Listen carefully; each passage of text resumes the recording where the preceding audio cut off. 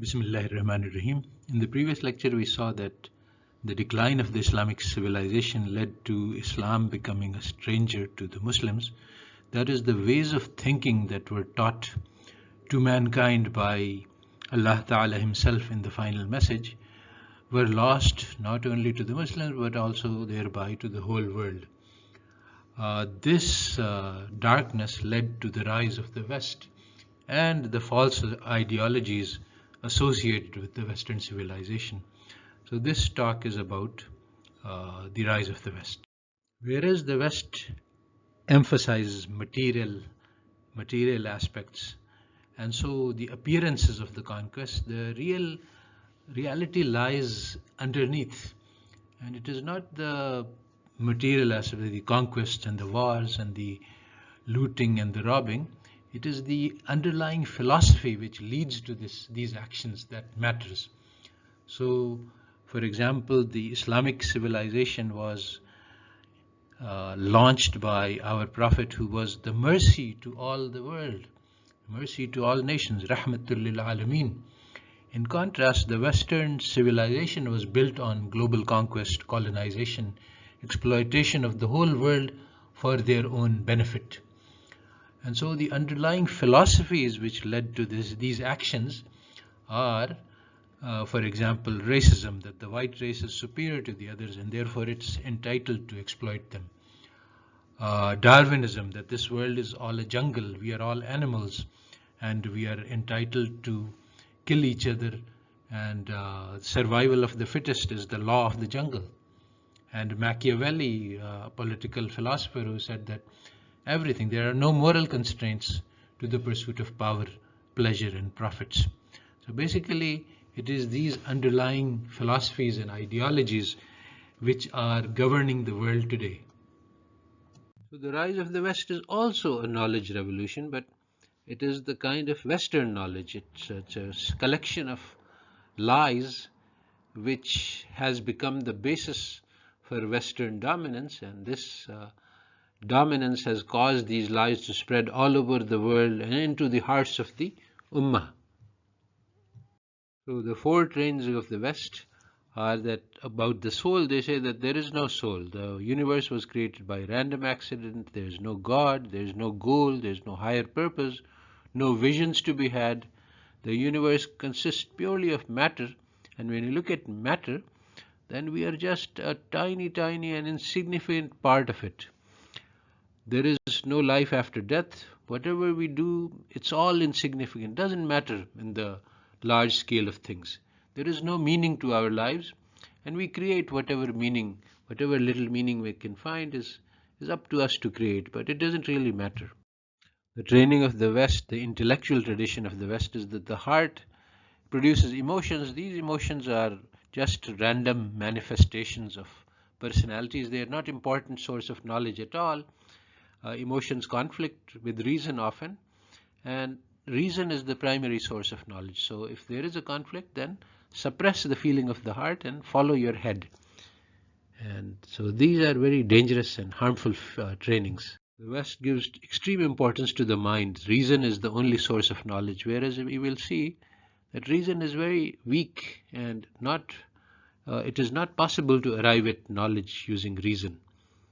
But the West basically elevated reason to the central role, and one of the key beliefs of the Enlightenment is that reason can lead us to truth, and ultimately reason is the supreme arbiter, not the heart.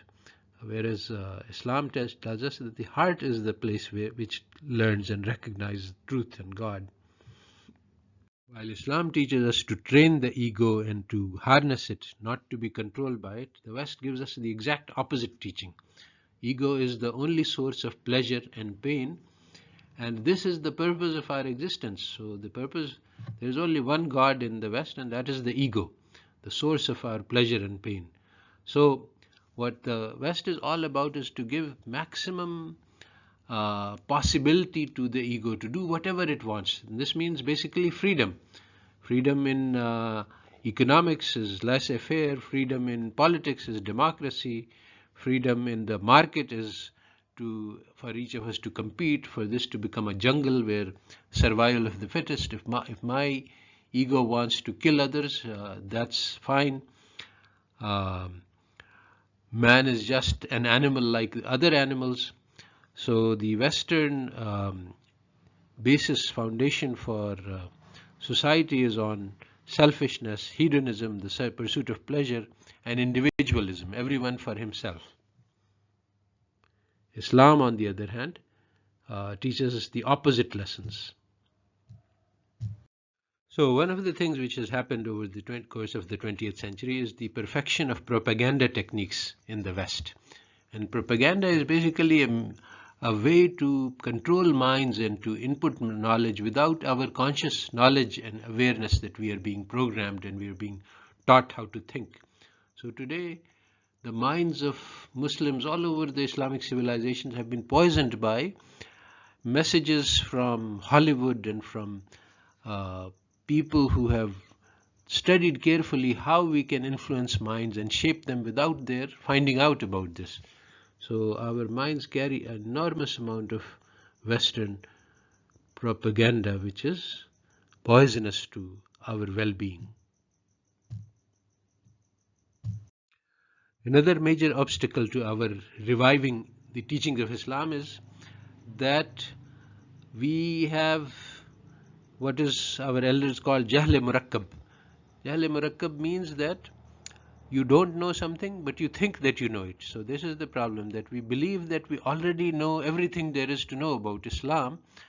And so the revolutionary message we cannot access because we already know what it is and it is not revolutionary.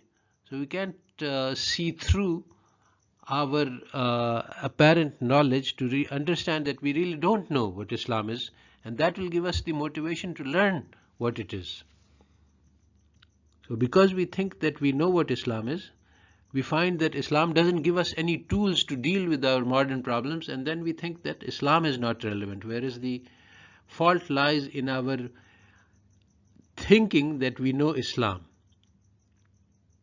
What does it mean to know Islam? It means that we must know how to launch a revolution in our inner lives. And if we have started the process of getting to know God and getting to know how to love God, how to recognize God, then this is a journey which is extremely exciting. Every day one is making progress towards understanding the beauties of the creation of God, the perfection of God. So every day you wake up with the idea that what new things is God going to show me today of his nur. So if life is not exciting, a journey in which you are making progress towards understanding, then you don't understand Islam.